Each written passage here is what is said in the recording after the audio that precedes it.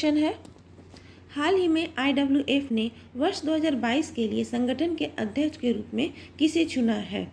IWF ने वर्ष 2022 के लिए संगठन के अध्यक्ष के रूप में किसे चुना है? तो इसका आंसर है option number A, Mohammad जलूद।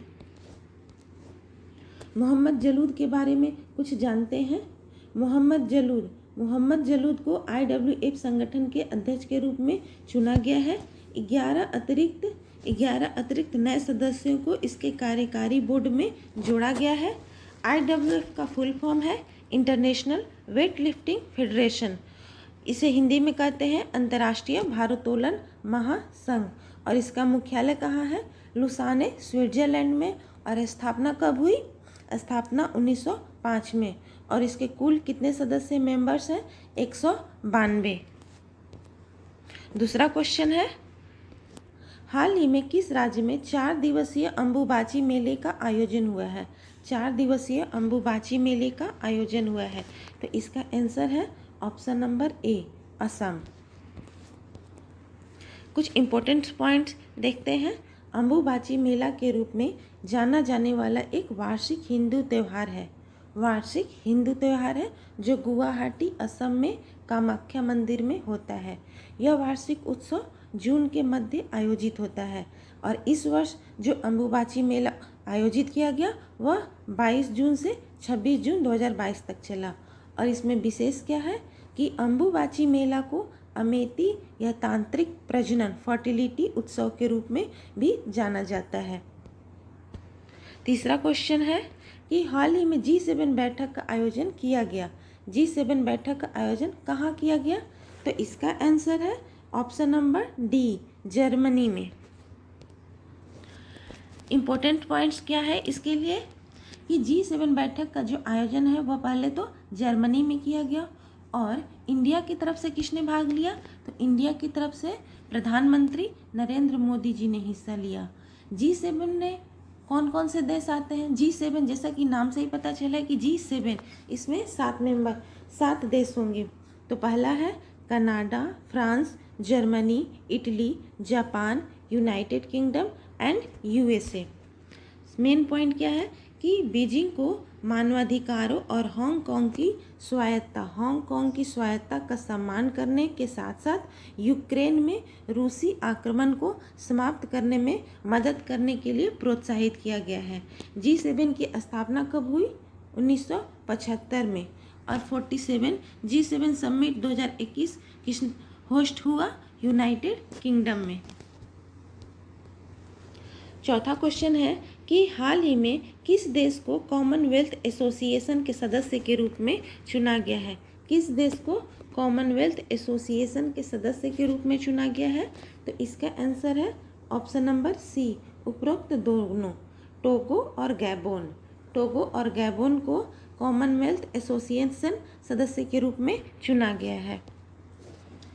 Important points है कि टोगो और गैबोन कॉमनवेल्थ एसोसिएशन के सदस्य के रूप में चुना गया है।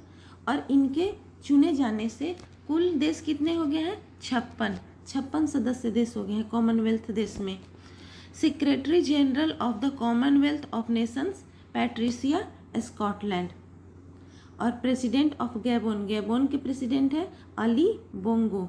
और प्रेसिडेंट ऑफ टोगो के प्रेसिडेंट है फॉरे गंसिगबे। कॉमनवेल्थ गेम्स 2022 कहाँ हुआ? इंग्लैंड में। और कॉमनवेल्थ गेम्स हर 4 साल पर आयोजित होता है। तो 2022, उसके बाद 2026 में कहाँ होगा? ऑस्ट्रेलिया में। और इस 2022 से पहले 2018 में कहाँ हुआ था? ऑस्ट्रेलिया में। यानी 2022 और 2026 और 2018 दोनों जगह पर ऑस्ट्रेलिया में हुआ था।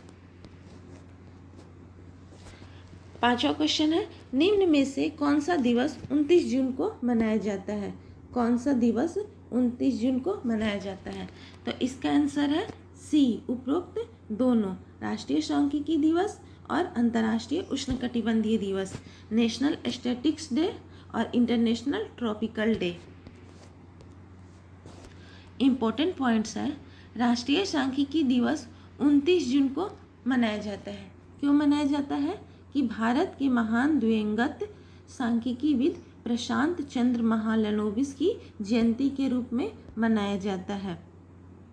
यह पहली बार कब मनाया गया? 29 जून 2007 को मनाया गया। और इसकी थीम क्या है? इसकी थीम है डाटा फॉर सस्टेनेबल डेवलपमेंट।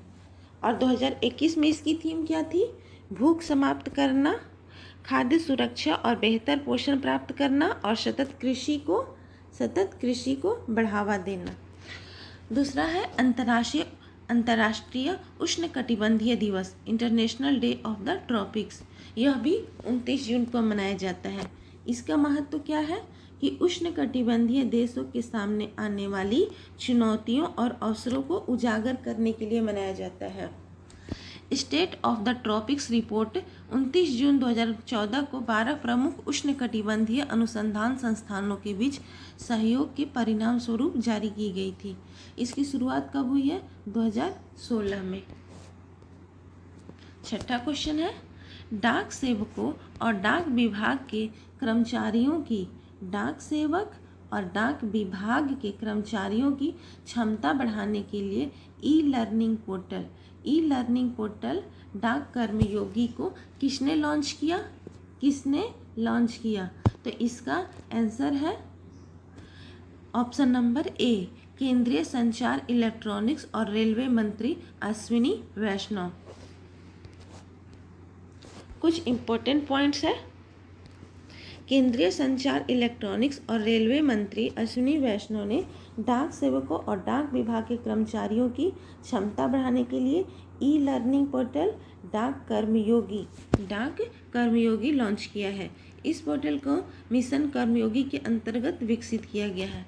डाक कर्मयोगी पोर्टल लगभग 4 लाख ग्रामीण डाक सेवकों एवं विभागीय कर्मचारियों की दक्षता में वृद्धि करेगा और यह सभी प्रशिक्षुओं को ऑनलाइन या मिश्रित परिसर मोड में समान मानकीकृत प्रशिक्षण सामग्री तक पहुंचने में सक्षम बनाएगा।